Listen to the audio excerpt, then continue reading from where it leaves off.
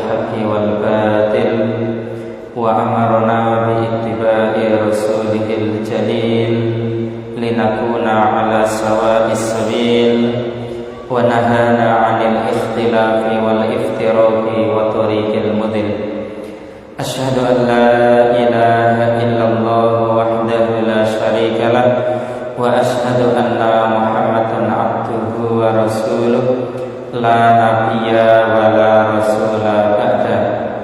اللهم صل على محمد وعلى آل محمد كما صليت على إبراهيم وعلى آل إبراهيم إنك حميد مجيد. اللهم بارك على محمد وعلى آل محمد كما باركت على إبراهيم وعلى آل إبراهيم إنك حميد مجيد.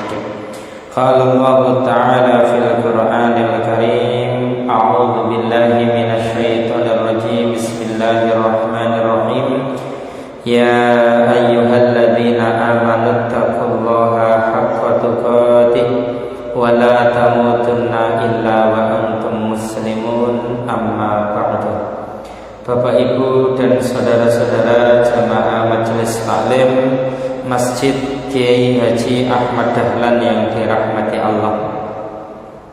Syukur alhamdulillah, pada malam hari ini kita bersyukur kepada Allah yang masih memberikan kepada kita nikmat iman, nikmat Islam, nikmat sehat, juga nikmat sempat, yang dengan nikmat-nikmat itu modal yang sangat penting bagi kita untuk terus beribadah kepada Allah, terus bersyukur kepada Allah, terus mendekatkan diri kepada Allah. Apalagi di hari-hari ini, yakni di hari-hari pada 10 awal di bulan Dzulhijjah. 10 awal di bulan Dzulhijjah itu termasuk the prime time, waktu-waktu utama, disebut juga the golden time, waktu-waktu emas bagi kehidupan seorang muslim untuk meningkatkan kualitas dan kuantitas ibadah kita, sebagaimana yang disebutkan oleh Abu Usman An-Nahdi, sebagaimana dikutip oleh Syekh Muhammad Shalih Al-Munajjid di dalam kitab yang berjudul Arba'un wa Arba'una Faidatan fi Syahri Dzulhijjah, yakni ada 44 faidah keutamaan yang berada pada bulan Dzulhijjah, khususnya lagi 10 awal di bulan Dzulhijjah. Syekh Abu Usman An-Nahdi mengatakan, kanu yu'adzimuna salasa asyara al-akhir min syahril Ramadan, al-awwal min syahri Dzulhijjah, wa al-ashrul awwal min syahril Muharram. Kanu yu'adzimuna salasa asyara. Orang-orang soleh sebelum kita itu mengagungkan 3 waktu utama. 3 waktu utama. Yang 3 waktu utama itu, yang pertama adalah al-ashrul akhir min Ramadan, ya, 10 terakhir di bulan Ramadan. Yang kedua al-ashrul awal min Dzulhijjah, 10 awal di bulan Dzulhijjah. Kemudian yang ketiga adalah al-ashrul awal min syahril Muharram, 10 awal di bulan Muharram. Ini 3 waktu emas, 3 waktu utama yang sangat diperhatikan oleh orang-orang soleh sebelum kita. Bisa disebut orang-orang soleh sebelum kita kalau berada pada 3 waktu utama ini, ada getaran iman yang hebat pada diri-diri mereka untuk kemudian semakin meningkatkan kualitas dan kuantitas ibadah serta amal soleh mereka.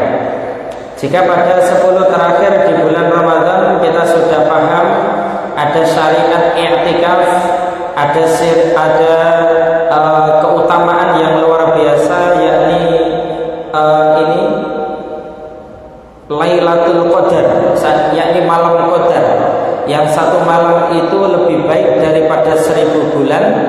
Maka kalau di hari-hari ini, yakni di 10 awal di bulan Dzulhijjah, ini juga dahsyat luar biasa, ya. Tidak ada bulan yang keutamaannya dan keistimewaannya itu hampir sejajar dengan Ramadan, kecuali bulan 10 awal di bulan Dzulhijjah. Sehingga ini memang dahsyat yang luar biasa. Yang di pertemuan lalu sudah kita sampaikan dari macam-macam keutamaannya itu, ya. Di antaranya kalau 10 awal di bulan Dzulhijjah itu amal-amal soleh kita itu menjadi amal soleh yang lebih dicintai oleh Allah, bahkan melebihi amalan jihad fi sabilillah. Sebagaimana sabda Nabi, "Ma min ayyamin al-amalu sholihu fiha ahabbu ila Allah min hadhil ayyamil ashri." Faqalu ya Rasulullah walal jihadu fi sabilillah, qala walal jihadu fi sabilillah illa rajulun kharaja bi nafsihi wa malihi falam yarji min dzalika bi syai'. Yang pada intinya amal soleh di 10 awal di bulan Dzulhijjah ini menjadi amal soleh yang lebih dicintai oleh Allah, bahkan bisa melebihi amalan jihad fi sabilillah, kecuali orang yang pergi jihad dengan jiwanya dan hartanya itu tidak kembali sesuatu pun darinya. Ada juga keutamaan yang dahsyat adalah karena 10 awal di bulan Dzulhijjah itu ada hari Arafah. Yang hari Arafah itu ada pada tanggal 9 Dzulhijjah. Nah, hari Arafah ini dahsyat luar biasa, Bapak Ibu dan saudara-saudara sekalian. Dalam hadis riwayat Muslim itu disebutkan, "Ma min yaumin aktsara ayyutikallahu 'abdan fihi minan nar min yaumil arafah wa innahu la yadnu thumma yubahi bihimul malaikah fayaqulu ma arada haula." Yang ini menunjukkan dahsyatnya hari Arafah, dan itu ada pada 10 awal di bulan Dzulhijjah.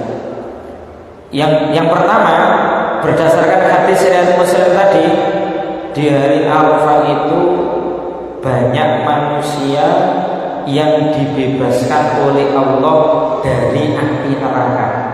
Dan tidak ada hari yang lebih banyak Allah membebaskan manusia dari neraka kecuali di hari Arafah. Mudah-mudahan kita termasuk di dalamnya. Kalau kita dibebaskan dari neraka, itu artinya kita mesti masuk surga. Seperti itu. Yang kedua, di hari Arafah itu wa innahu la yadnu, Allah itu mendekat kepada hambanya. Allah itu sudah dekat kepada hambanya, tapi kalau di hari Arafah lebih mendekat lagi. Yang ketiga, summa yubahi bihimul malaikah, Allah membanggakan hamba-hambanya yang soleh itu di hadapan para malaikat. Yang keempat, di hari Arafah itu doa-doa yang kita panjatkan itu mustajab.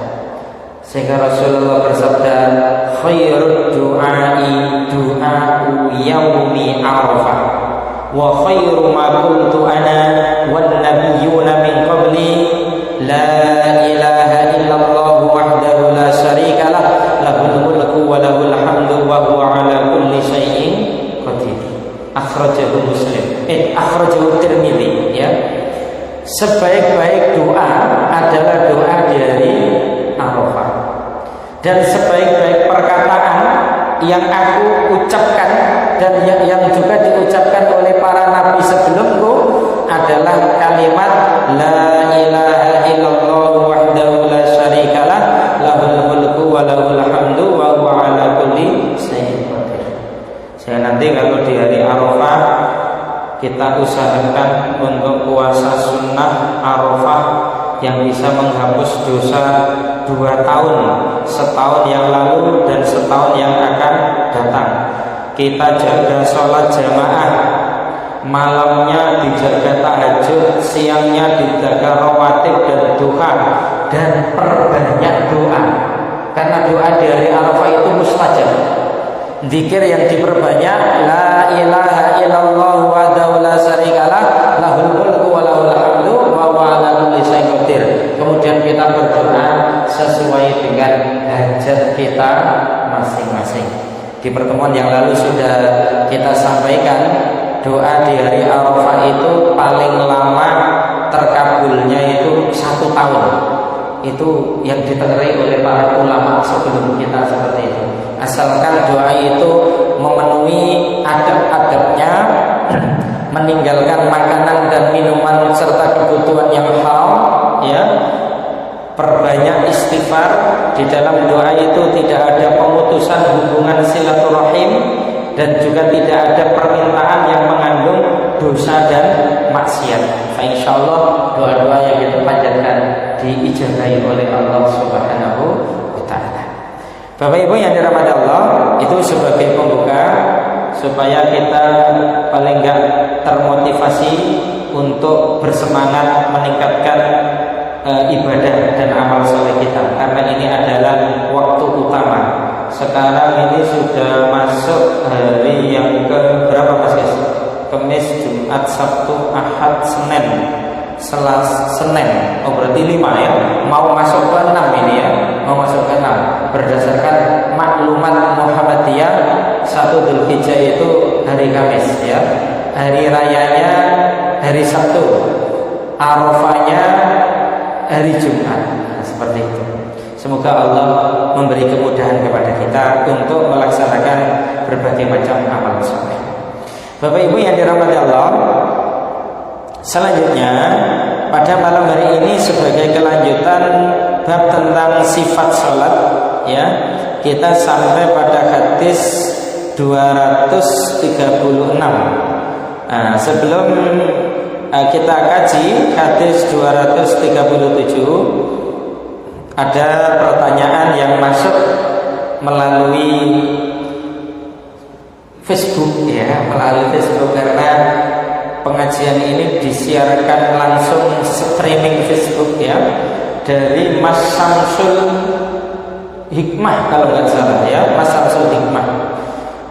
Karena di pertemuan Senin yang lalu itu kan kita membahas tentang hadis 235, di mana inti dari hadis 235, di setiap pada pergerakan sholat dan pergantian dari gerakan sholat itu kan ada ucapan yang mesti kita baca, Allahu Akbar.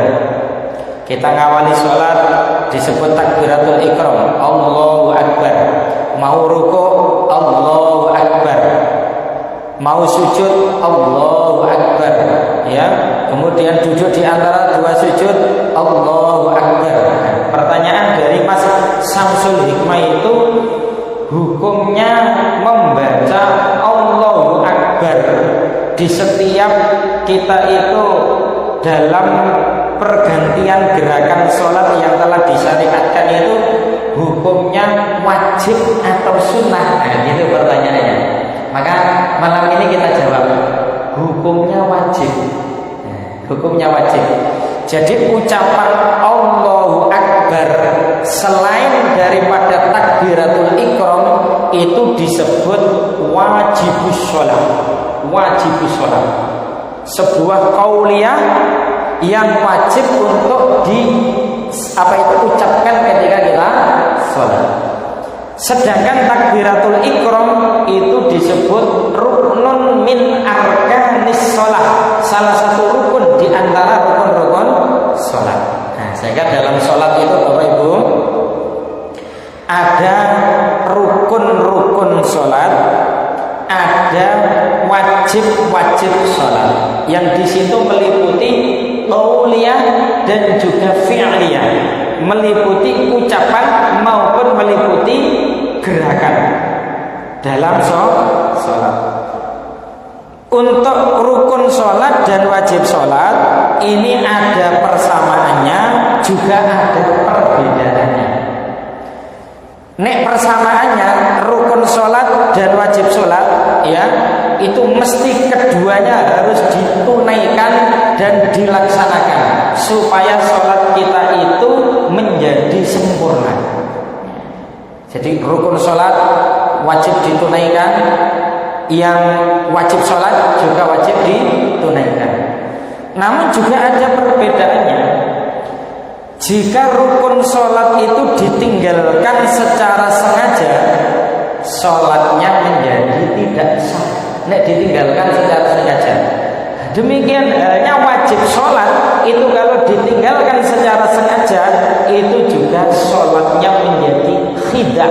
Khidah itu cacat, tidak sempurna. Tidak sempurna.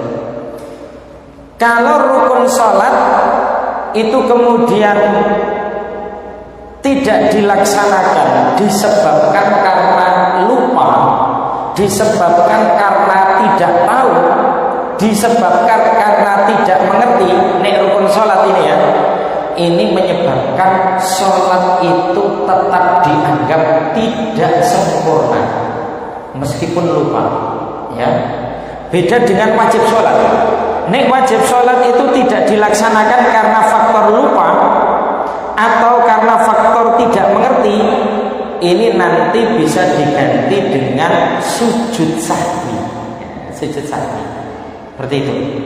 Nah, untuk rukun sholat yang sebagaimana kita tahu itu dari mulai awal berdiri bagi yang mampu. Untuk sholat wajib, ya itu kan wajib berdiri. Berdiri di saat melaksanakan sholat wajib itu ruknun min arkanis sholat, salah satu rukun di antara rukun sholat.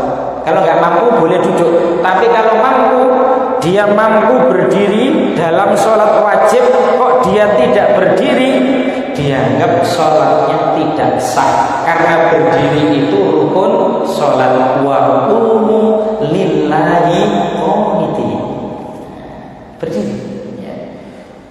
Takbiratul ikram ini masuk rukun sholat, sehingga Allahu Akbar itu mesti wajib terucap dan tidak boleh diganti dengan kalimat yang lain meskipun sinonim atau muradif persamaan kata. Misalnya Allahu A'dzam, Allahu Ajal, tidak boleh. Karena takbiratul ikram yang telah ditentukan Allahu Akbar.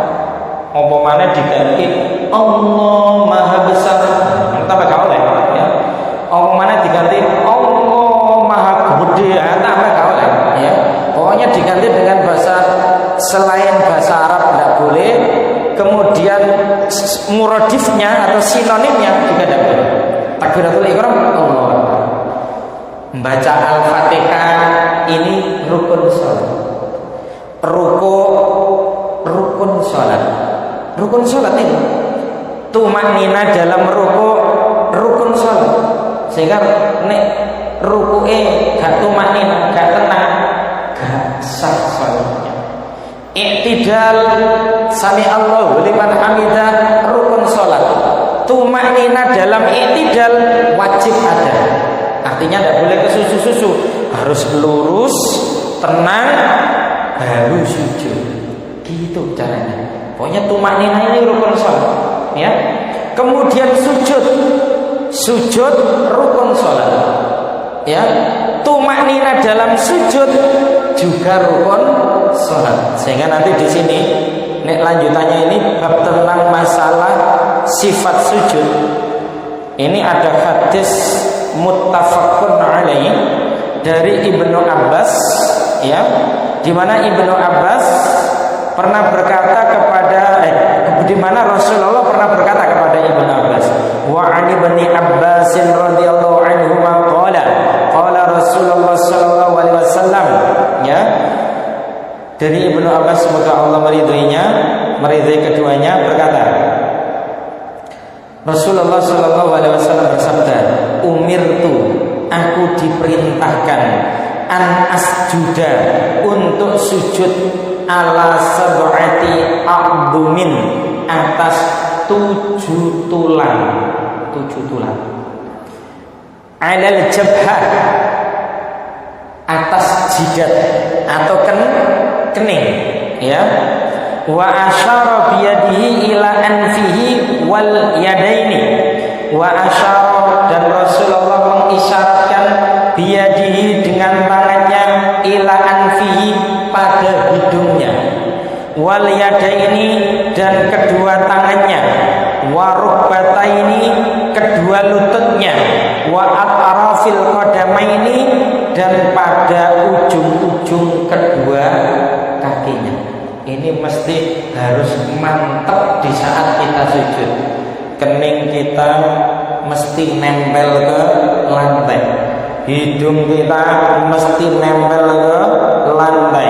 Yang namanya tangan kita, ya, telapak tangan kita, ya, jari-jarinya dirapatkan, dihadapkan ke kiblat, kemudian sikunya mesti harus diangkat, tidak boleh menempel ke lantai, dan sikunya juga harus jauh dari lambung, ya, diangkat, ya. Kemudian lututnya juga demikian, jari-jari kedua kaki kita juga demikian, sehingga mantap. Di pertemuan yang lalu sudah kita praktekkan. Sujud itu rukun sholat. Tumaknina dalam sujud itu juga rukun sholat. Tidak boleh tergesa-gesa, ya. Kemudian setelah itu apa? Setelah itu bangkit ke rakaat berikutnya. Nah, itu termasuk perkara-perkara dari rukun sholat. Termasuk nanti tasyahud akhir sampai kemudian kita salam, itu termasuk ruknun min arkanis sholat. Sebagian ulama menyebut jumlah semuanya 13, ada yang menyebut jumlah semuanya 16. Kalau yang menyebut 16 macam itu, tumak ninanya dipisah. Nah, jadi ruku, kemudian tumak nina, i'tidal, kemudian tumak nina. Adapun yang menyebut 13 itu menghimpun sekaligus dengan tumak ninanya. Ruku dengan tumak nina, i'tidal dengan tumak nina, seperti itu. Sehingga jumlahnya, ya, seperti itu. Nah, ucapan Allahu Akbar saat kita mau ruku, kemudian saat kita sujud, itu perkara wajib sholat. Kalau itu ditinggalkan secara sengaja, sholatnya dianggap cacat, karena itu perkara wajib. Nah, seperti itu. Mudah-mudahan Mas Syamsul Hikmah juga mengikuti melalui streaming ini, ya. Baik, selanjutnya hadis ke-238. Wa 'ani bani Junainah radhiyallahu anhu anna Nabiy sallallahu alaihi wasallam, dari Ibnu Junainah radhiyallahu anhu, semoga Allah meridainya, anna Nabiy sallallahu alaihi wasallam kana idza shalla, kana adalah Rasulullah idza, ketika salat, farraja, beliau membentangkan, baina yadaihi, antara kedua tangannya, hatta, sehingga yabdu, terlihat, bayadu, putih, ibtoihi, kedua ketiak beliau. Muttafaqun alaih. Ini termasuk hadis yang menjelaskan tentang sifat sujudnya Nabi. Bagaimana sifat sujudnya Nabi berdasarkan hadis ini? Saat sujud itu tangannya dibentangkan. Posisi telapak tangan bisa sejajar dengan daun telinga, bisa sejajar dengan bahu, begini atau begini, dibentangkan. Karena Nabi itu selalu jadi imam, ya, otomatis beliau bebas membentangkan begini. Sehingga ketika kita sujud, tangan kita bentangkan secara sempurna, itu lebih tepat saat kita sholat sendiri. Kalau kita sholat berjamaah, kalau kita bentangkan seperti ini, khawatir mengganggu yang lain, sehingga normal saja. Pokoknya telapak tangan kita sejajar dengan bau atau daun telinga, siku-siku diangkat tidak menempel pada lantai, siku-siku juga menjauh dari lambung, tidak begini, tidak menempel ke lantai, sewajarnya ya. Tapi nek jenengan jadi imam, nyontoh sifat sujudnya Nabi, dibentangkan begini, sehingga dalam riwayat yang lain, seandainya ada seekor anak kambing yang melewati bentangan tangan itu, seekor anak kambing itu bisa lewat. Artinya karena maksimal bentangannya. Seperti itu. Ini hadis muttafaqun alaih. Sampai-sampai di sini sahabat itu melihat Rasulullah membentangkan kedua tangannya, ketiaknya Rasulullah itu sampai terlihat. Di mana ketiaknya Rasulullah itu berlian putih. Rasulullah itu masya Allah Bapak Ibu, memang manusia yang sempurna. Akmalul khalqi 'alal itlaq, manusia yang paling sempurna ya, secara fisik sempurna, ngganteng. Keringete Rasulullah ya wani. Nggih benten kalih keringete kula lan panjenengan sami. Kecut gitu. Keringete Rasulullah wani ya. Ludahnya Rasulullah juga wani. Sehingga tidak pernah ludah Rasulullah itu nempel ke tanah. Mesti jadi rebutan para sahabat, ditampani sahabat, diusapkan ke tubuh mereka. Ludah Rasulullah itu wani. Rasulullah itu manusia surga yang dihadirkan oleh Allah ke bumi selama 63 tahun. Istimewa. Sehingga kalau hari-hari ini viral ada perusahaan Hollywood ya, yang itu kemudian menista Nabi, menghina Nabi, itu betul-betul terlaknat dan kurang ajar, tidak ngerti kemuliaan Rasulullah Shallallahu Alaihi Wasallam. Orang seperti itu jaluk ditunceki ya, jaluk ditonjoki. Kok piye menghina Rasulullah Shallallahu Alaihi Wasallam? Rasulullah itu sangat cinta kepada umatnya, bahkan menginginkan umatnya seluruhnya itu masuk surga. Nah kok dinista itu? Siapa yang namanya Muhammad dan Maria dapat 1 botol khamr gratis? Kurang ajar banget itu ya, jelok dituncekin dasi seperti itu. Gawe iklan kok ada penistaan seperti itu, penghinaan luar biasa itu Bapak Ibu. Kita wajib marah gitu.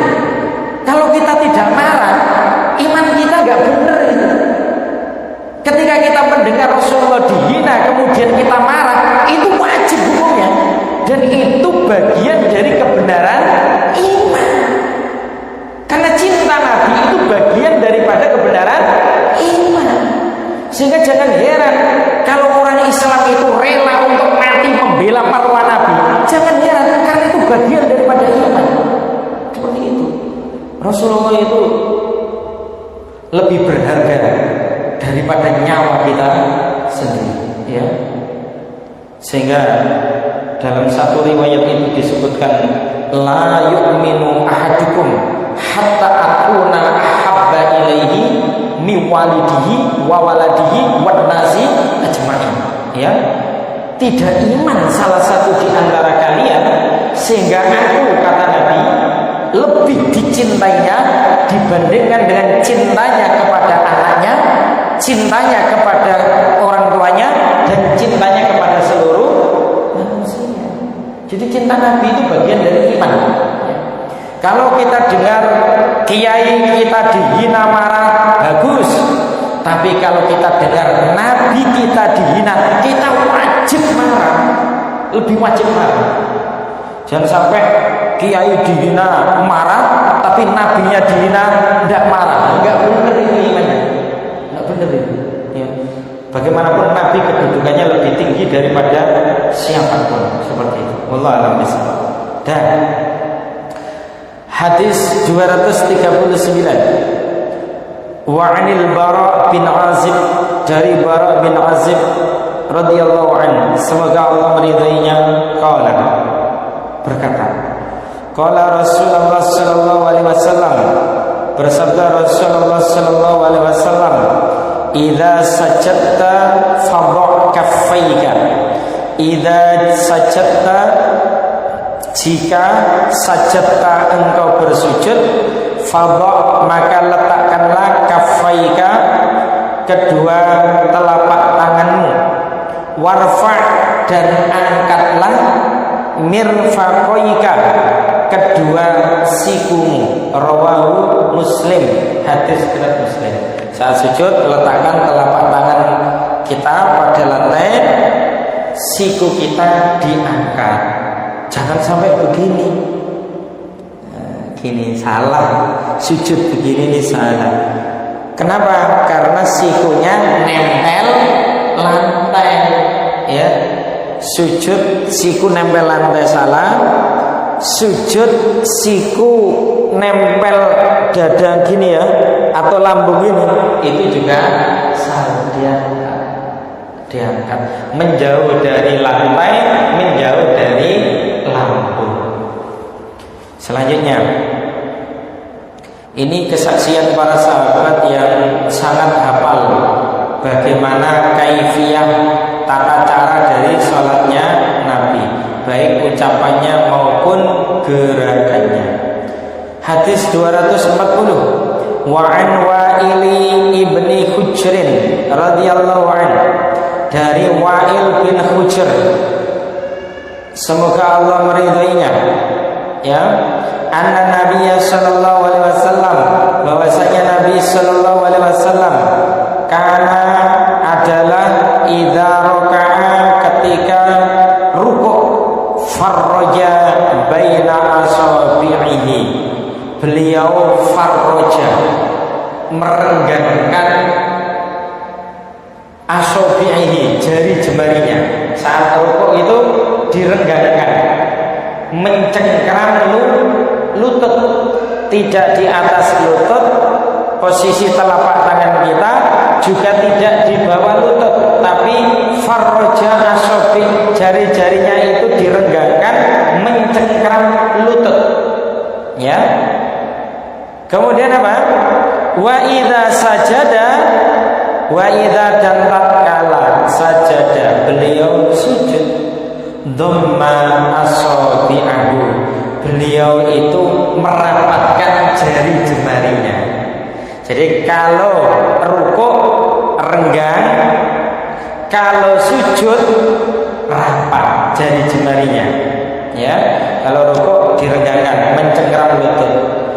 Kemudian kepala kita saat rukuk tidak boleh terlalu mendongak, juga tidak boleh terlalu dengkelok. Bagaimana yang tepat? Lurus punggung, pandangan mata kita ke tempat sujud. Nah, seperti itu. Jadi lam yurashihu walam yahdhahu. Nah, dalam riwayat itu begitu. Tidak terlalu didengkelokkan, juga tidak terlalu didongakkan. Nek rukuk yang disebut terlalu dongak itu kurang lebih begini, Bapak Ibu. Ini terlalu dongak begini nih. Nek terlalu dengkelok itu begini.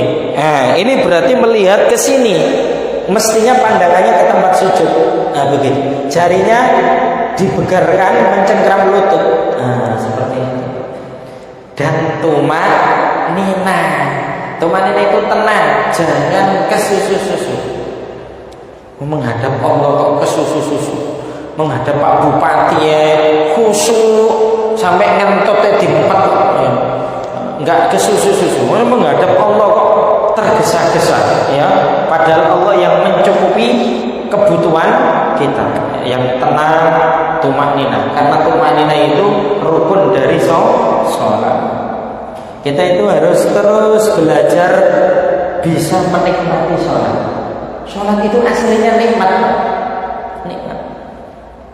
Jadi aslinya sholat itu bukan makanan roh. Baca Quran makanan roh, dzikir makanan roh, tasbih, tahmid, tahlil makanan roh. Aslinya nikmat semuanya itu. Kalau kita belum bisa merasakan nikmat, itu tandanya roh kita itu ada yang sakit. Roh kita itu mirip jasad, Bapak. Mirip. Jasad kita kan butuh soto, rawon, kotok telur kuning, kare ayam, pecel bebek, ya. Coba ketika jasad kita itu sakit, rawon wena itu menjadi pahit, gak enak, ya. Bebek goreng wena, ya. Tapi nek sakit gak enak, kan begitu, ya. Roh kita juga demikian aslinya. Sholat itu aslinya nikmat, zikir itu aslinya nikmat, baca Quran itu aslinya nikmat. Ketika kita sholat tidak merasakan nikmat, ketika kita baca Quran juga tidak merasakan nikmat, bisa jadi roh kita sedang bermasalah. Ibaratnya loro, maka perlu diobati dengan banyak-banyak taubat dan istighfar. Rasulullah itu nek berkata kepada Bilal itu, ya Bilal, arihna bis sholat. Hei Bilal, hiburlah aku dengan sholat, istirahatkan aku dengan sholat. Jadi sholat itu hiburan tingkatannya, Masya Allah. Benten dengan sebagian orang Islam, ono adzan itu tambah susah. Adzan mana?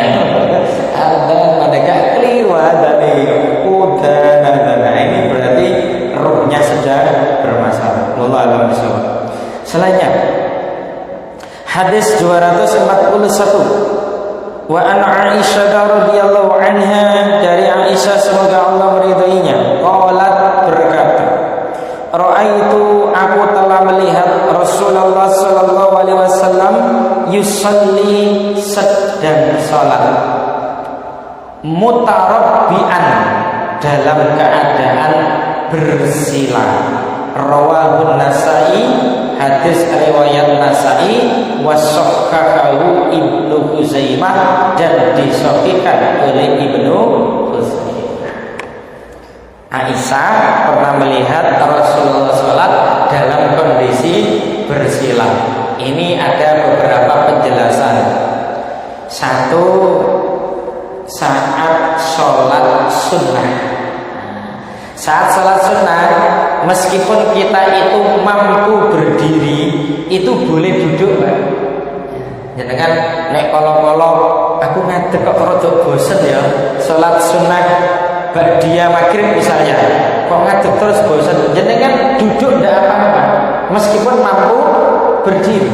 Karena saat sholat sunnah berdiri saat mampu itu hukumnya sunnah, beda dengan sholat wajib. Nek sholat wajib mampu berdiri, wajib berdiri, ya. Tapi nek sholat sunnah mampu berdiri kok duduk boleh, cuma pahalanya separuh.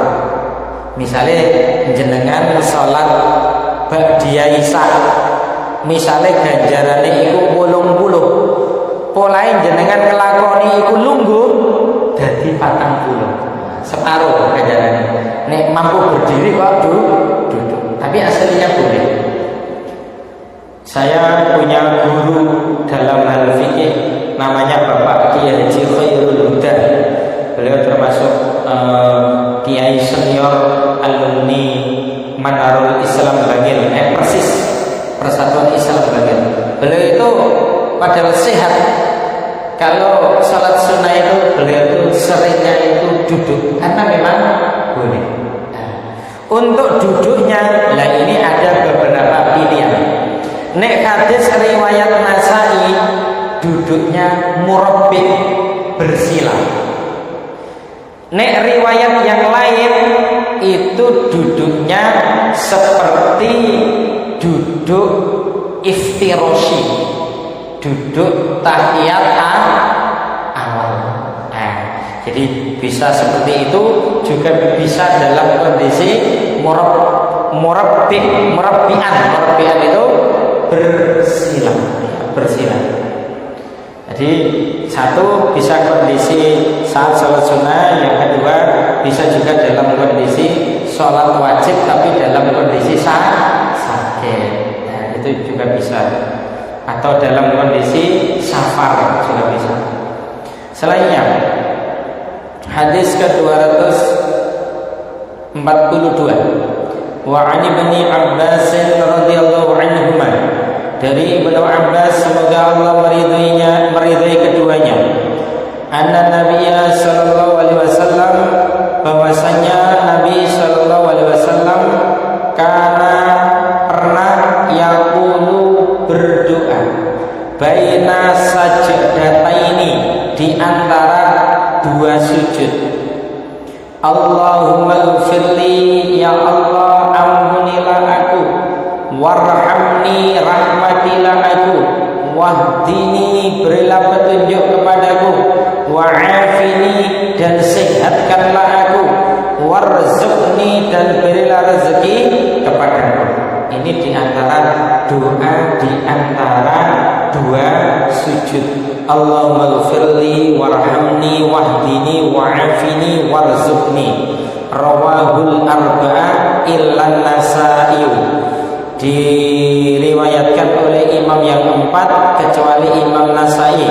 Wal lafdhu, sedangkan lafaz li Abi Dawud, miliknya Imam Abu Dawud, wa sahhahul Hakim, dan disahihkan oleh Hakim. Masya Allah, ini insya Allah juga sudah kita praktekkan dalam sholat wajib kita maupun dalam sholat sunnah kita. Duduk di antara dua sujud, kemudian kita berdoa, Allahumma ighfirli, warhamni, wajburni, wahdini, wa'afini, warzuqni. Ada juga yang begitu, ya. Nah, di dalam riwayat yang keempat ini, Allahumma ighfirli, warhamni, wahdini, wa'afini, warzuqni, ya. Ada beberapa riwayat dengan redaksi kalimat yang sedikit berbeda, tapi pada intinya itu sama. Apa di antara intinya? Duduk di antara dua sujud, satu, kita itu minta ampun kepada Allah. Kenapa? Karena kita itu banyak kekurangan dalam beribadah. Ibadah kita kurang, kesyukuran kita kurang, ya. Terus kita bisa jadi sadar juga sering ngeluh, khususnya terhadap nikmat-nikmat yang belum ada. Padahal bisa jadi banyak nikmat yang sudah kita dapat, tapi kita kurang bisa mensyukuri. Maka banyak istighfar, ya. Termasuk dosa dan maksiat, banyak istighfar. Apalagi istighfar di hari-hari ini lebih istimewa, menjadi istighfar yang lebih dicintai oleh Allah. Karena ini adalah 10 awal di bulan Dzulhijjah. Di 10 awal di bulan Dzulhijjah itu kita diperintahkan memperbanyak zikir, Bapak Ibu. Subhanallah, walhamdulillah, wa la ilaha illallah, wallahu akbar. Di masjid, saat gowes, saat jalan-jalan pagi, berangkat kerja, berangkat ke sawah, berangkat ke kantor, banyak-banyak berzikir, diperintahkan. Khususnya pada 10 awal di bulan Dzulhijjah ini lebih diperintahkan lagi. Secara khusus memperbanyak takbiran. Berdasarkan hadis riwayat Ahmad, fakfiru fihinna minat takbir wat tahlil wat tahmid. Perbanyaklah pada 10 awal di bulan Dzulhijjah itu ucapan takbir, tahlil dan tahmid. Memperbanyak takbiran, ya, takbiran.